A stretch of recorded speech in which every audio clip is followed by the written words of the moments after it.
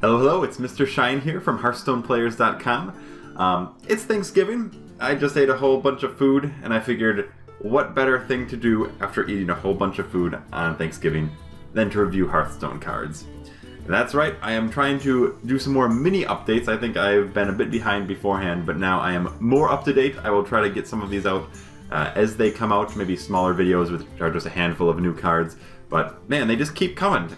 It's just like, I can't get them quick enough. Let's do it. Let's look at some crazy ogres. So it seems like ogres now are just going to be big brutes that don't always do what you want them to. Maybe it's the fact that they have two heads, maybe it's the fact that they are just huge and maybe don't have the biggest brains. Ogre Ninja is a new rogue card. It is a 6/6 for 5 mana and it is stealth. That's not bad. You'd think that those stats seem awesome. In fact, that would be very good. It would be clearly better than the Stranglethorn Tiger. Except this Ogre Ninja has a 50% chance to attack the wrong enemy of yours. So if you want to attack face, maybe it won't do that. Maybe it will say, I want to attack this 1/1 on the board instead. And, you know, I guess it's a ninja. I'm not going to be the one to try to convince a ninja to do something that it doesn't want to do. But that does not really bode too well for your playstyle. However, there is something that's kind of sneaky with this. Is if you try to attack a minion and it misses, it has a chance to hit something that is behind a taunt, or potentially even hitting a stealthed minion. That's potentially good. Now, it's not something that I think is going to be something that you can do very often, because of course it's a baseline 50% chance to attack the wrong enemy. So if there is more than one minion on the board, really the target that you are attacking with it is the best chance target that you're going to hit. It gets less likely that the target you want it to miss and hit is going to happen the more minions are on the board. So most of the time you probably will just want to attack the thing that you want to attack and hope that it works.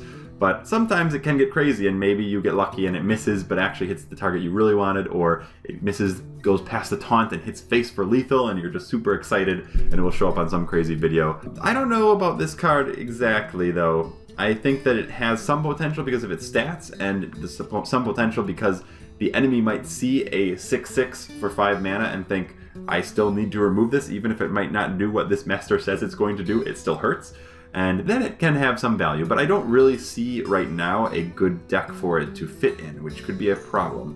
And maybe that means it won't be played, but maybe that means I don't know anything about this new expansion and it could see other use too. Dunemaul Shaman is also a crazy ogre. It's a 4 mana 5/4 with Wind Fury and Overload 1. It is for the Shaman.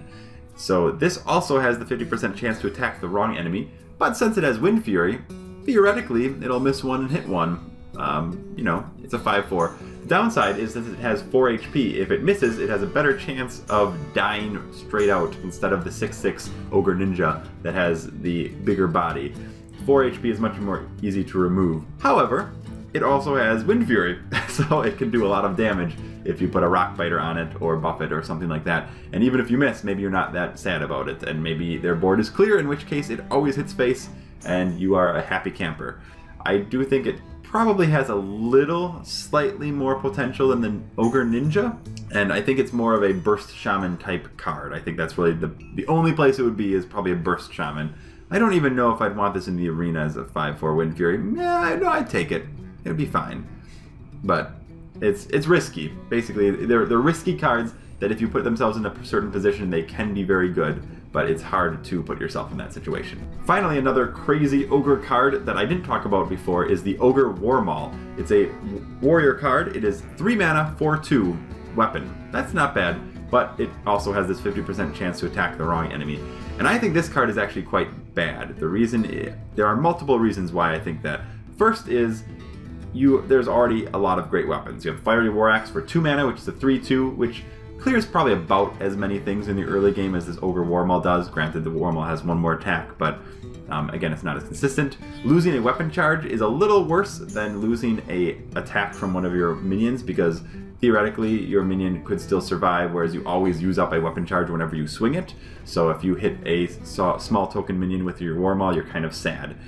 The Warmaul also has a negative effect, whereas if they have a big thing on the board and you end up rumming your face into it, that hurts you a lot, and that's not very good. So there are worse things to have happen if that Warmaul misses. And finally, I think that you have things like Death's Bite, which for 1 more mana is just so much better. And of course, as I said before, Fiery War Axe is a little worse, but they already fill kind of the warrior weapon niches. I don't think you really need to have a 3 mana weapon that is inconsistent and frankly probably not worth putting into your deck. I don't think I would play this card in Arena. I don't think that I would play this card in Constructed. I don't think I would ever play this card. No, not going to. Another Warlock card called Fellheart is basically a ramped version of Demon Fire. Demon Fire is a 2 mana that buffs a demon +2/+2 or deals 2 damage to a minion. Fellheart is a 5 mana buff of +5/+5 to a demon or 5 damage to a minion. This card is, I don't think it's very creative. I think it's just a bigger buff, and Demon Fire was never that good. This is more of a mana investment for a bigger outcome. I'm thinking of cards like Blessing of Kings, which is comparable as a 4 mana +4/+4, but that does not have any sort of demon restriction. Of course, it doesn't have the same flexibility of dealing damage to a minion, but if you spend your whole turn 5 mana to deal 5 damage, you're kind of, that's not really that great. And I think that it seems like Blizzard is trying to push a demon-centric Warlock on us, which could be good. It could open up some avenues, but I don't really think that this card is going to be anything stupendous that is really worth doing that. It's hard to say exactly how that's going to work. I mean, a +5/+5 buff is quite strong. I mean, that is a huge buff, but again, it is just as vulnerable to silences, and if you want to use it for its flexibility, meh. I give it a big meh. I don't know. I don't know what it is. This is my awesome analysis of the new cards. I don't really know, but I'm just unimpressed, I guess I should say that. We have another rogue card. It is called Sabotage, a 4 mana spell. It destroys a random enemy minion, and its combo is it also destroys your opponent's weapon. I think it is good. I think even though it is a random enemy minion, Rogue has so many ways to sap or to remove that they can probably pick the target, in which case, in that sense, it is kind of a worse Deadly Shot, which is of course the Hunter 3 mana destroys a random minion. But Rogue is more positioned to destroy other minions on the board, so this is probably going to be more consistent than Deadly Shot will be. The fact that it has the combo to destroy your opponent's weapon seems like it could be a very huge swing play if you can pull it off against a weapon class, which makes me feel like it is a niche card that you would not see probably more than one of in a deck, more of a mid-ranged Rogue deck. But I think that if it works, and if it is put in the right deck and deals with certain counters, it can be very strong. The effect, when combined in the combo of destroying a weapon and a strong, potentially minion of your enemy, is very crippling. It sabotages the opponent. Huh, good name. It also has pretty sweet art. I like the little sleepy gnome. I feel kind of bad for the gnome. The gnome is about to die. But I think this card is good. I think that it has a lot of potential, and again, I don't think it's going to be something that is going to be in every single deck, but the ones it will be in, could be crippling if played properly on the right turn. And now we move to some of the more recent cards that are more Deathrattle themed. So, as we all know, Deathrattle is pretty much our current meta, and it's interesting to see how that is going to change. There are some cards here that are going to be buffing current Deathrattle cards, and then there are going to be some cards that are going to be nerfing current Deathrattle cards. So let's take a look. Feign Death, the newest Hunter card, 2 mana spell. It triggers all of your current minions' Deathrattles on the field. It keeps the Deathrattles in play, so it's basically a better reincarnate. I think this card can be very strong because, of course, things like Mad Scientist right now, things like Nerubian Egg, if you think like, 2 mana to trigger a secret and still have the Mad Scientist on the board, 2 mana to immediately to 4/4. There are ways that you can combine with Baron Rivendare or other cards that we don't play too often to get a whole bunch. Savannah Highmane, we always play that, of course, but 2 2/2s for 2, that's good. I like that. The downside about this card is really, I just think not really a downside, it's just more that it is a win more card, that to truly get a strong effect from it, you already have to have a board of Deathrattle minions that have not been cleared. You could, I guess, throw a whole bunch at one turn, and then Feign Death that same turn, because it's 2 mana, so it's kind of cheap, but that's more of like a late game big combo type thing, and I think that it's more often it'll be used when you already have a board built, and it's like, oh, I have Feign Death, and I'll get even more of a board. So that's not to say that it's weak, it's just to say that I don't think that it's something that is going to be able to bring you out of a hole if you're behind. And I think it's similar to Soul of the Forest, a better version than Soul of the Forest. but I think it's similar to that card in that if you have a great board, then it's awesome. I still do think that this card may see play, though. I think that it can open avenues for different types of decks. Again, potentially more bursty. I still think Control Hunter. I'm getting hyped now. It's going to be a real deal. So we talk about a cool new pro Deathrattle card. Here's some anti-Deathrattle cards. We have a neutral minion, 3 mana, little exorcist. It's a 2/3 with taunt, but its battle cry is it gains +1/+1 for every Deathrattle minion an enemy controls. So that card, right now in its current meta, seems like it would be very strong. If someone has even 2 Deathrattle minions on the board, for 3 mana you summon a Yeti with taunt. That's real good. That's crippling, in fact. And I think that that's not unreasonable. Even with 1 minion on the board, just summoning a 3/4 taunt for 3 mana is very good. And I think this card is immediately going to see play in the current meta. It's hard to say, though, because I think that cards like this may completely unhinge the meta, and there might not be as much Deathrattle if there are these cards are going to be everywhere.